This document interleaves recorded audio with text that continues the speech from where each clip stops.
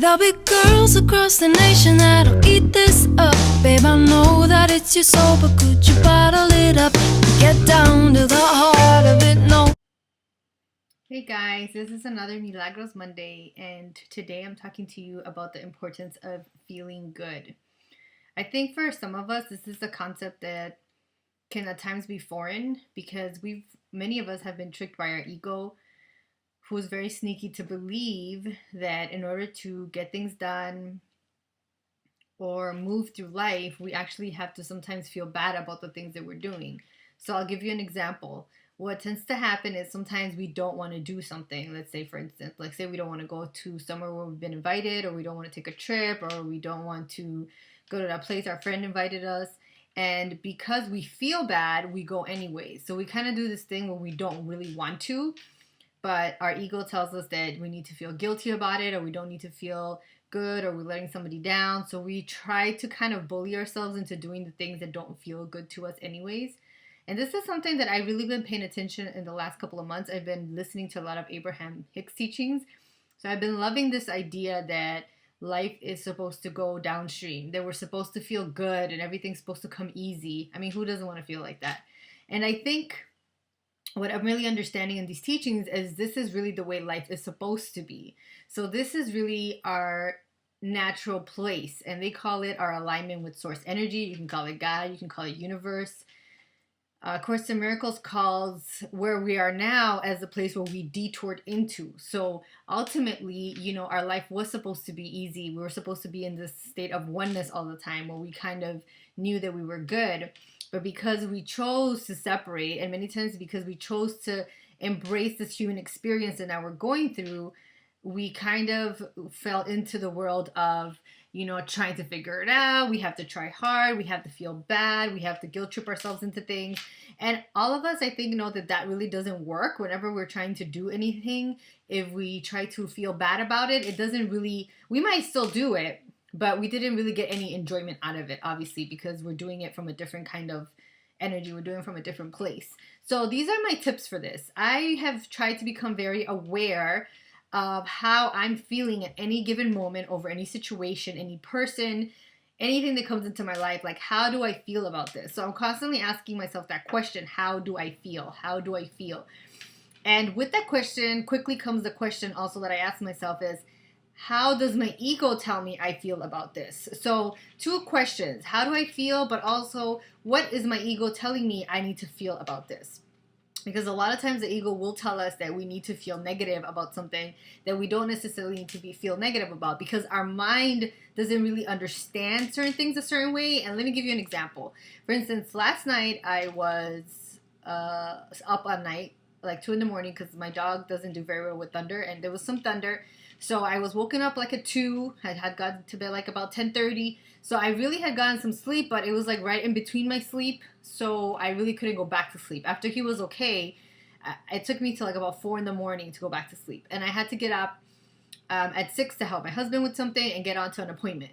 So at that moment in time, so it's 2 in the morning, I'm feeling like I can't get to sleep. My ego is telling me a whole bunch of things about this appointment that I have that's not till 10 in the next day, but I had to get up early. So it's telling me you don't want to do it. That's going to be stress. How are you going to be awake? How are you going to have the energy? How are you going to drive? It was just feeding me a whole bunch of feelings. So of course, immediately I started to feel drained. Like I don't want to be at this appointment. And I'm having this slight little melodrama about it at 2 in the morning. It's not helping me get any sleep. So I said a quick prayer and I just said, God, help me feel good about this. I trust that when I wake up in a couple of hours, even if it's 1 or 2 or 3 or however many hours I get of sleep, I trust that I will have enough energy. I trust that I will get to this appointment, and I trust that you will help me out. So I released it. I think I probably fell asleep, and then I woke up, and when I woke up, I still felt a little drained. So as the morning started to go on, I kind of just kept telling myself, this is going to be fun. So what I did was, instead of focusing, I asked myself those 2 questions. What am I feeling? What does my ego tell me I'm feeling? So what I really was feeling was a sense of, I did want to go to this appointment because it was a step I needed to take in the right direction to bring in some financial abundance. So I knew I wanted to do it. My husband and I had talked about it. It was something we were really clear about.